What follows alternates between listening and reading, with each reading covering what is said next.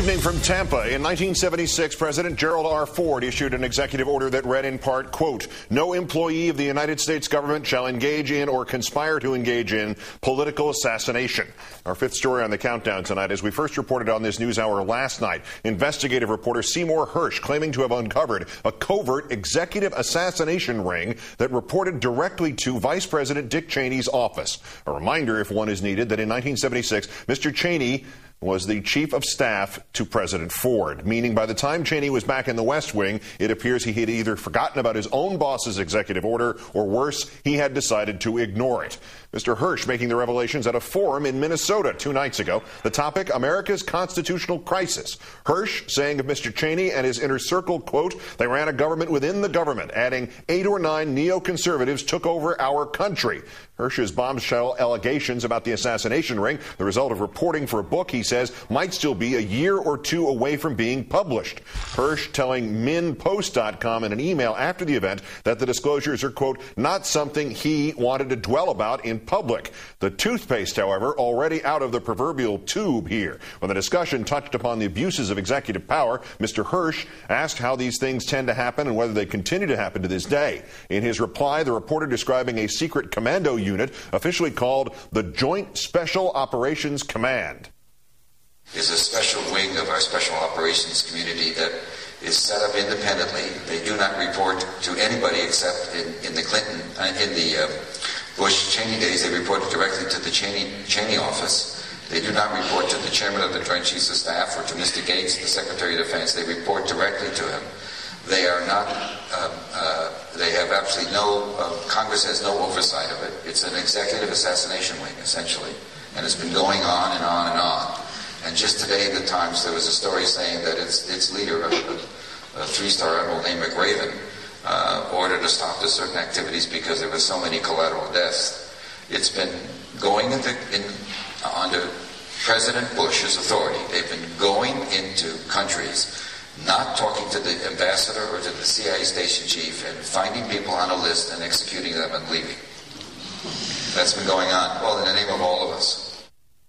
A CIA spokesman today responding to Hersh's allegations by calling them, quote, "utter nonsense." 2 angles on this at minimum. John Dean in a moment. First, we'll call in our own Howard Fineman, senior Washington correspondent for Newsweek magazine, whose book, The 13 American Arguments, has just been released in paperback. Howard, good evening.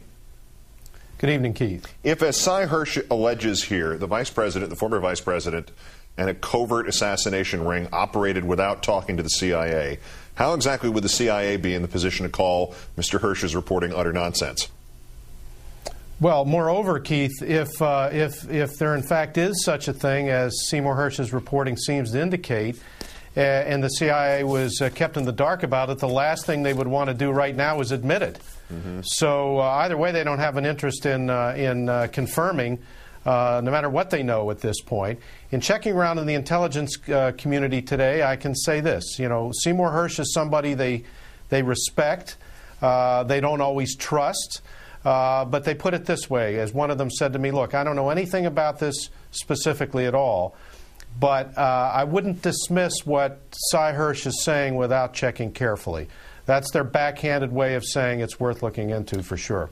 Presumably the second half of his allegations, which was that the CIA was involved significantly in domestic operations in the last 8 years, that would be something somebody in the CIA probably could deny with some degree of credibility. But as to the other thing, right, just because we might not be surprised by what Mr. Hersh is alleging, I mean, people who look at Dick Cheney would say, well, yeah, that sounds plausible if it isn't actually true.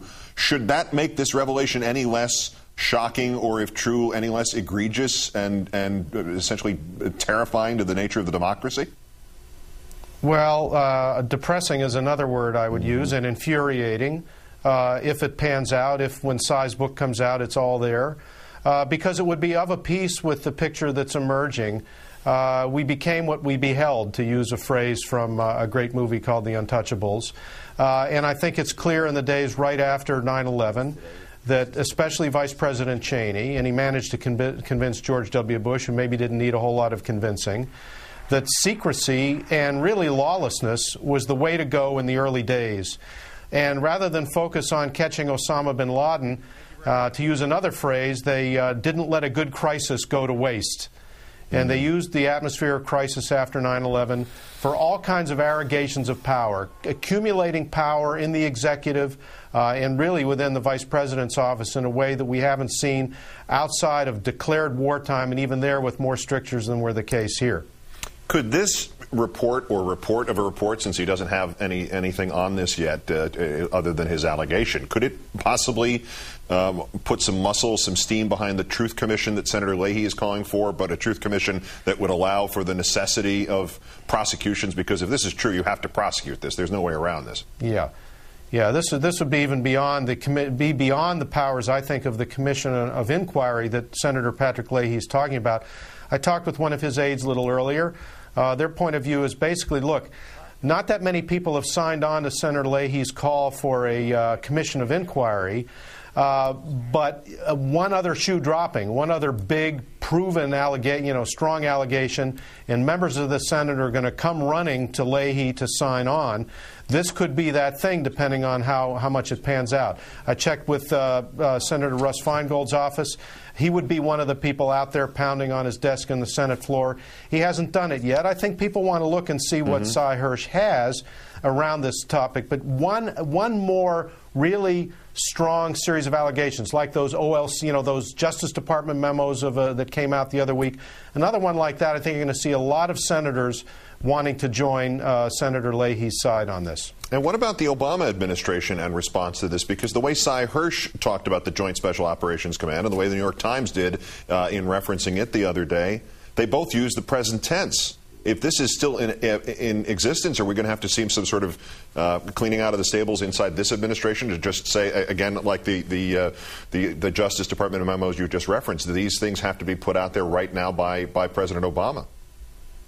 Well, I think they're undergoing a complete review of all of the intelligence apparatus within the executive branch. Some people know a lot about what they're looking at; other people don't. General Jones inside at the National Security Council does. Leon Panetta, the new CIA director, doesn't that much. But yeah. Don't forget that Obama has not ruled out completely the use of some tactics like rendition. But I guarantee you that what he's going to do is going to be about law and not secrecy, if he can avoid it. Howard Fineman of MSNBC and Newsweek. As always, Howard, great thanks.